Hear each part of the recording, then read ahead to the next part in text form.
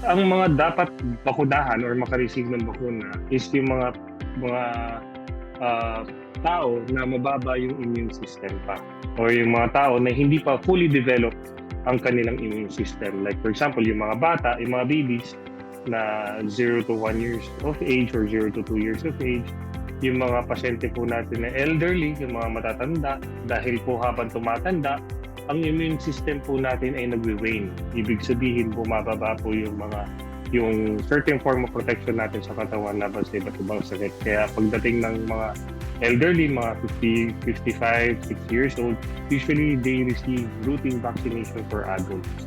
Kasi mas kailangan mas mataas yung immune system nila. Kasi kapag during this ay mas mataas yung protection nila against sa mga iba't ibang sakit. Kasi during this time, prone sila to get the infection and prone sila para lumala na hindi nila malabanan yung sakit na yun ng maayos during that age.